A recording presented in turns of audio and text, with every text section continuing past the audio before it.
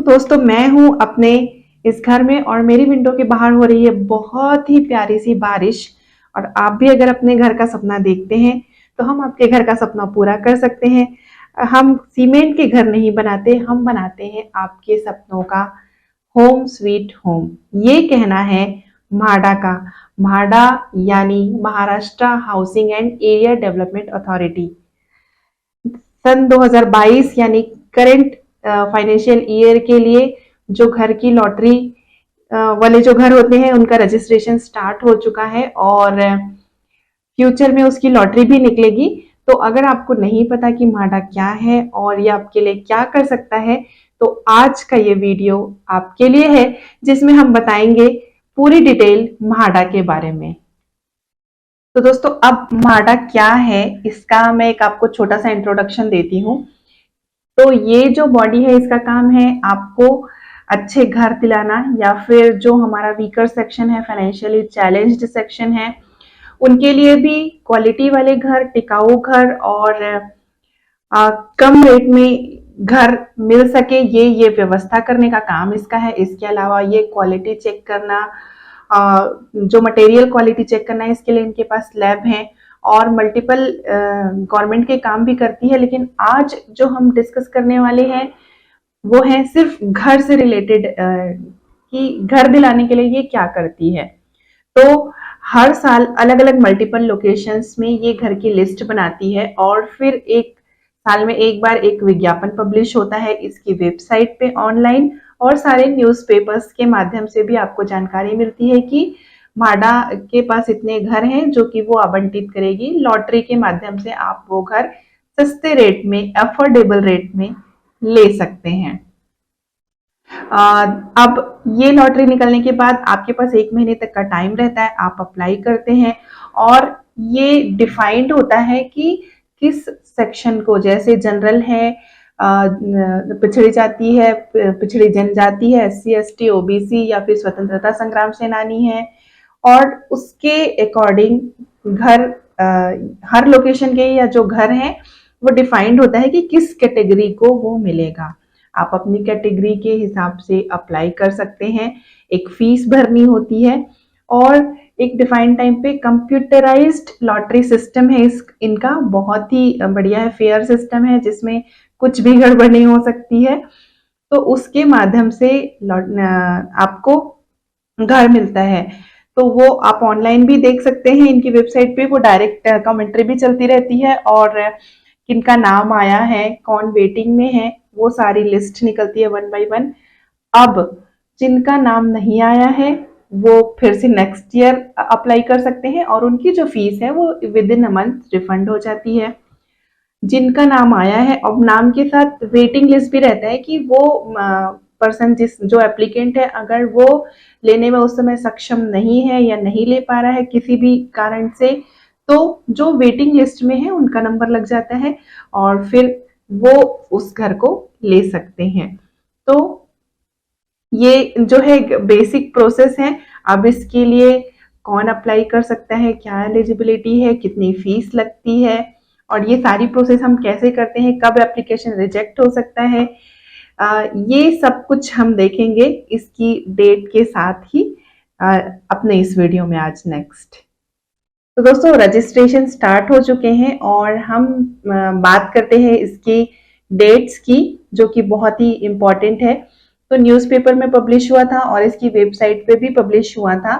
तो 9 जून से already registration start हो चुके हैं। 9 जून को 6 PM को स्टार्ट हुआ था, जो कि 9 जुलाई को शाम को 5 बजे तक का उसका टाइम है। फिजिकल एप्लीकेशन अगर आप सबमिट कर रहे हैं तो उस आवेदन में आपको आधार कार्ड, पैन कार्ड, आपका एक बैंक का कैंसल चेक और आपकी एक फोटो लगानी है। तो इसके साथ आपकी डेट है 9 जुलाई, शाम के 5 बजे तक आप अपना फॉर्म जमा कर सकते हैं, आवेदन। दूसरा वे है, अगर आप ऑनलाइन कर सकते हैं तो बहुत अच्छी बात है। ऑनलाइन सेम यही सारी चीजें लगनी है और आपको ध्यान रखना है कि वो डॉक्यूमेंट्स में साइज जो उसका है वो डिफाइंड साइज के अंदर ही आप लेके अपलोड करें, अदरवाइज वो दिक्कत देगा या आपका फॉर्म सबमिट नहीं होगा। तो फोटो जो है 5 to 50 KB और अदर डॉक्यूमेंट का साइज जो है 50 KB से लेके 300 KB तक है, इसका ध्यान रखना है। और ऑनलाइन एप्लीकेशन जो आपको सबमिट करना है उसके लिए ऑलरेडी वो 10 जून से स्टार्ट हो गया था, जो कि चलने वाला है 11 जुलाई तक को रात के 11:59 PM, यानी आप 12 बजे मान सकते हैं। तो रात में 12 बजे तक आप अप्लाई कर सकते हैं ऑनलाइन,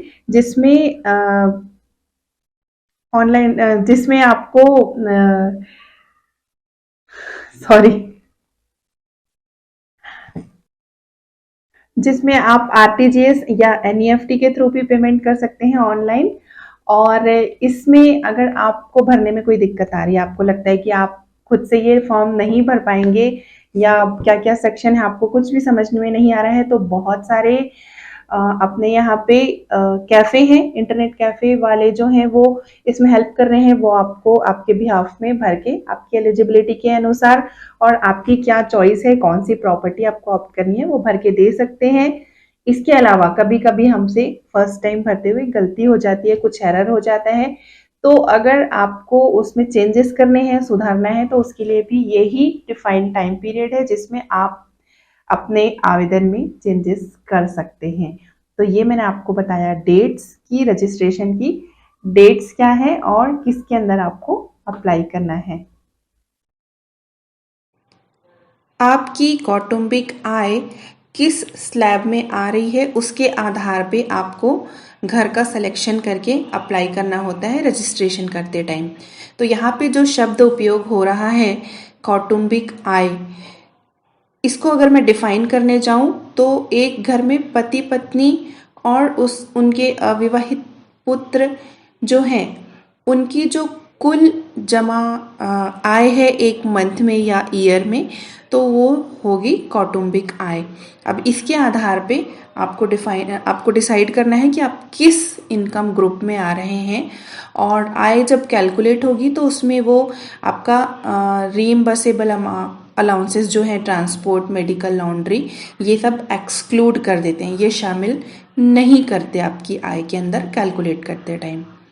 अब यहाँ पे अगेन जो सिटी वाइज है वो 2 स्लैब बना दिए हैं, जैसे सोलापुर, सतारा, सांगली, इनके लिए कम इनकम स्लैब है और पुणे, कोल्हापुर इनके लिए डिफरेंट है। तो हम अभी सिर्फ पुणे, कोल्हापुर के लिए यहाँ पे अभी डिस्कस करेंगे।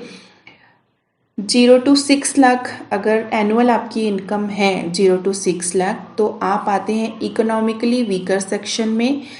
EWS ये वाले आपको घर लेने होंगे। अगर आपकी मंथली इनकम, आपकी कौटुंबिक आय 6 to 9 लाख के बीच में है तो आप घर ले सकते हैं EWS या फिर LIG कैटेगरी के।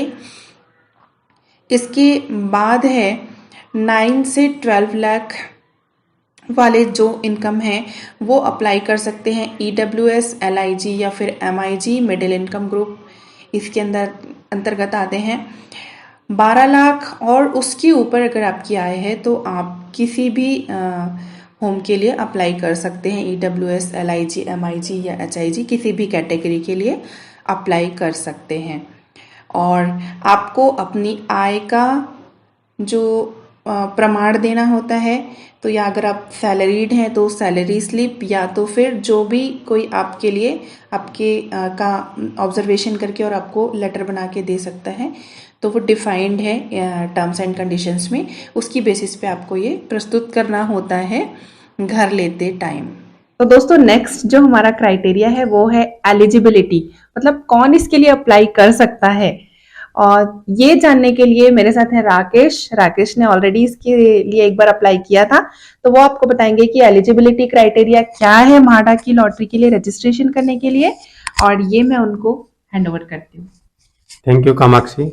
मैंने एक बार अप्लाई किया था इसके लिए, तो मैं आपको बताऊंगा कि इसकी क्या क्या इसके लिए टर्म्स हैं, क्या क्या एलिजिबिलिटी है इसके लिए। तो मेन 4 चीज़ें हैं जो आपको ध्यान में रखनी है before you apply for this scheme. एक, आप आपकी उम्र 18 साल से कम नहीं होनी चाहिए, you should be above 18 years. तो आपकी एज जो है वो आपकी आयु 18 साल से ऊपर होनी चाहिए।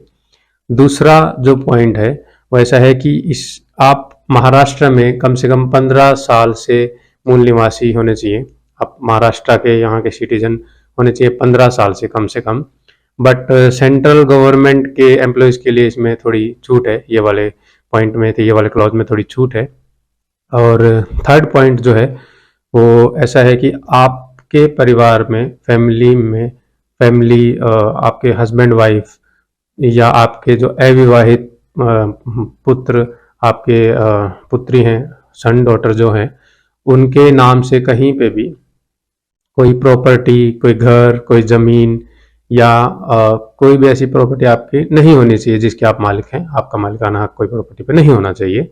एंड फोर्थ जो है वो ऐसा है कि आपको अगर आपके पूरी फैमिली की एक इनकम जो है, फैमिली इनकम जो है वो एक स्लैब के अकॉर्डिंग होनी चाहिए। फॉर एग्जांपल अगर आपका लोअर इनकम ग्रुप है तो लोअर इनकम ग्रुप के हिसाब से जो क्राइटेरिया, जो सैलरी आपकी डिसाइडेड है कि पूरी फैमिली की इतनी ही सैलरी होनी चाहिए, तो उसके अंडर ही आपकी सैलरी रहनी चाहिए। Same for middle income group, higher income group, MIG, HIG। तो ये हमारे 4 मेन पॉइंट्स हैं जो आपको ध्यान रखने हैं before you apply for this application. और एक चीज़ मैं इसमें ऐड करना चाहूँगा, आपको अगर आपने प्रधानमंत्री योजना के अंडर अगर आपने रजिस्टर नहीं किया है तो आप उसको प्लीज़ कर लीजिए, क्योंकि वो आपको इस चीज़ के लिए या कहीं और भी अगर आप कर रहे हैं तो उसके लिए वो बेनिफिशियल रहेगा। तो आप उसके लिए पहले से अप्लाई करके रखेंगे तो आपके लिए वो अच्छा रहता है। Thank you. Thank you Rakesh. Thanks तो कामाक्षी।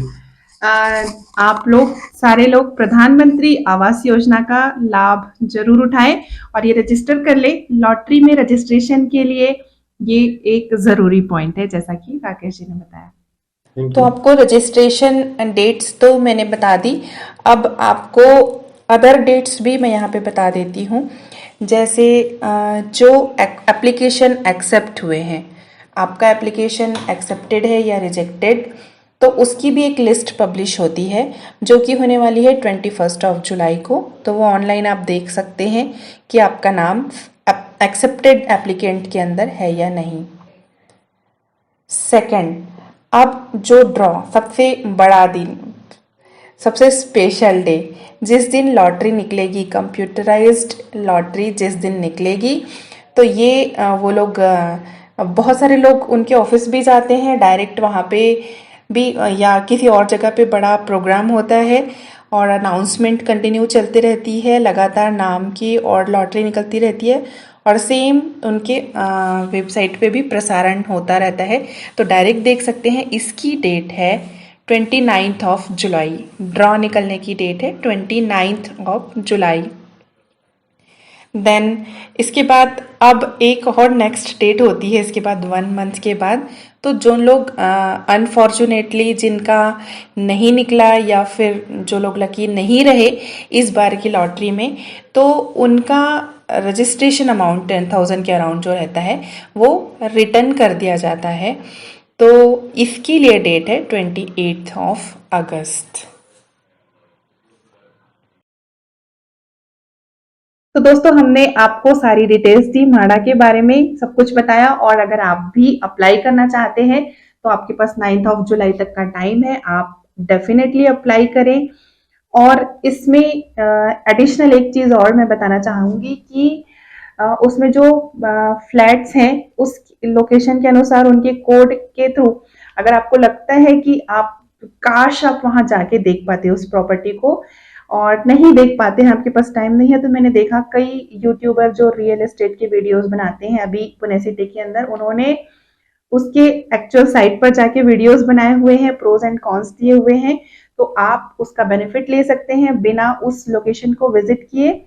ये एक चीज हो गई। दूसरा, कुछ लोग रेंट पे दे देते हैं घर को या फिर इमीडिएट सेल करने के लिए लेते हैं फॉल्सली, तो ये बिल्कुल नहीं करना है दोस्तों, ताकि राइट पर्सन जो सच में जरूरतमंद है उनको ये घर मिल पाए।